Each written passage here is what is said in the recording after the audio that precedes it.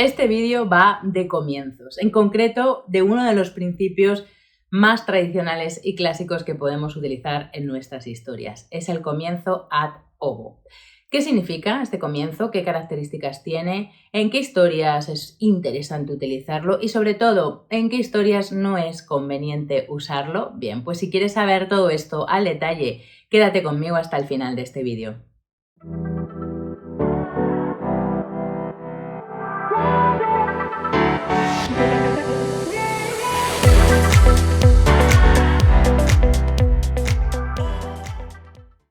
Soy Nuria Sierra, soy escritora, lectora profesional, formadora y mentora de escritores. Mi misión es ayudar a los apasionados de las palabras a desarrollar todo su talento en el proceso de escritura. Antes de ir al lío con este comienzo ad ovo, si eres nuevo en este canal, me encantará que te suscribas y le des a la campanita para que te lleguen las actualizaciones, y si ya me conoces, ya te has pasado alguna vez por aquí, me encantará que me dejes un comentario a este vídeo o a alguno de los anteriores para abrir el diálogo. Y ahora sí, vamos con el comienzo ad ovo. Como decía, es uno de los principios más clásicos y tradicionales, es el comienzo del érase una vez, ¿no? Del había una vez, ese comienzo que utilizan todos los cuentos clásicos tradicionales, los cuentos de hadas, que inauguró además Charles Perrault en 1694, nada menos, en su cuento Tres deseos ridículos. ¿Qué significa esto de ad ovo? Bien, pues ad ovo es una expresión latina formada por ab, que es desde, y ovo, que es huevo. Es decir, ¿qué significa? Bien, pues significa desde el origen más remoto, desde el principio de los tiempos. En la estructura aristotélica de planteamiento, nudo y desenlace, en el planteamiento podríamos empezar la historia de diferentes maneras. De hecho, podríamos empezarla también in media res o in extrema res. De estos comienzos ya he hablado en contenidos anteriores, que te pondré las tarjetas por aquí arriba para que puedas verlo de nuevo o verlo por primera vez. Pero el comienzo ab ovo es el comienzo, digamos, desde el principio, desde el origen, desde la causa primera de la historia, que desencadena luego todo el desarrollo de los acontecimientos. Es un principio en el cual todavía no ha ocurrido nada, es decir, no ha habido ningún conflicto, no ha habido ninguna acción, no ha habido ninguna tensión todavía, sino que es un comienzo, wow, desde la causa primera. Al contrario que, por ejemplo, el comienzo in media res, ¿no? Donde empezamos justo en el conflicto de la acción, o in extrema res, donde empezamos casi al final de toda la historia. Así que este tipo de principios es, bueno, pues por ejemplo, el clasiquísimo que se me está ocurriendo ahora de El Quijote, ¿no? En un lugar de la Mancha, bueno, pues inaugura, digamos, toda una lectura pausada, una lectura amorosa, reposada, que difiere de otro tipo de comienzos que tienen mucha más tensión y mucha más acción. El comienzo ab ovo también es el comienzo de las grandes historias del siglo XIX, tipo, bueno, Madame Bovary, de Flaubert, tipo Ana Karenina, de Tolstoy.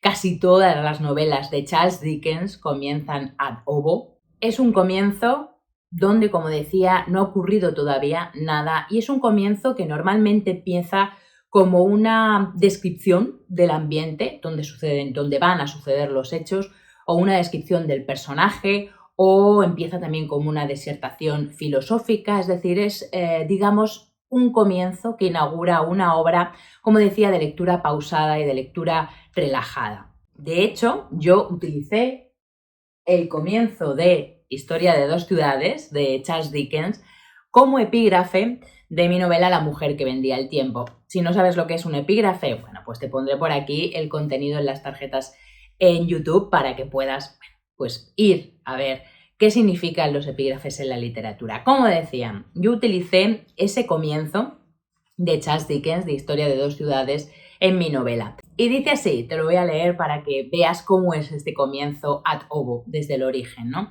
En este caso comienza con una contextualización, ¿no? Porque se trata de Historia de dos ciudades, con lo cual, bueno, pues nos va a meter en ese ambiente y nos va sobre todo a describir lo que es la época. Empieza también con una gran disertación filosófica. Y dice así: era el mejor de los tiempos, era el peor de los tiempos, la edad de la sabiduría y también de la locura, la época de las creencias y de la incredulidad, la era de la luz y de las tinieblas, la primavera de la esperanza y el invierno de la desesperación.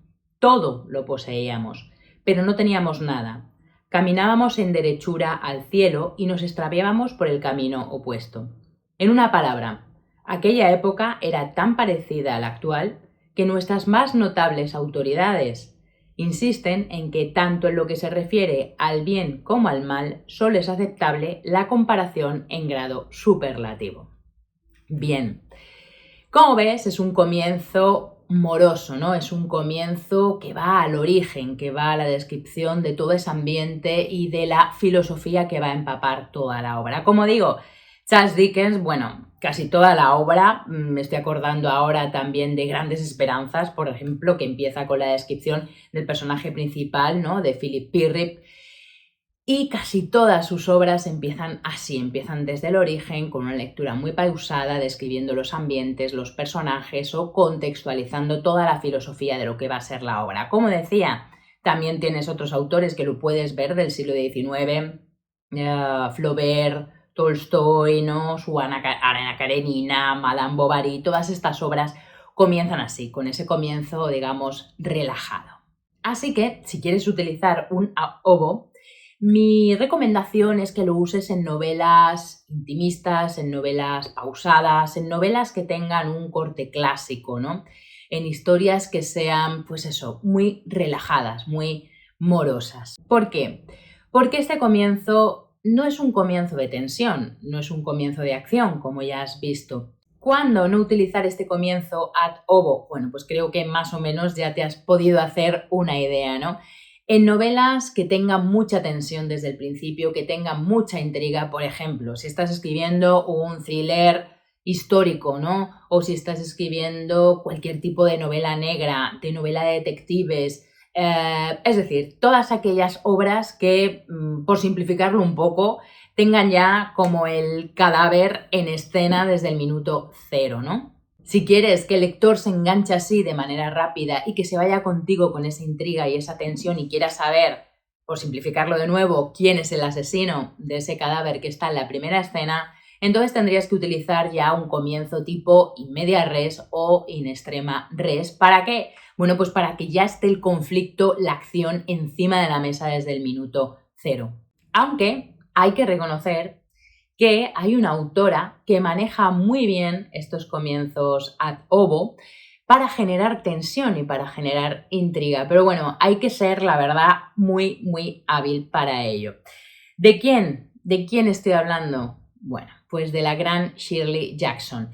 Ella tiene una novela que, por supuesto, te recomiendo infinitamente, que se llama Siempre hemos vivido en el castillo.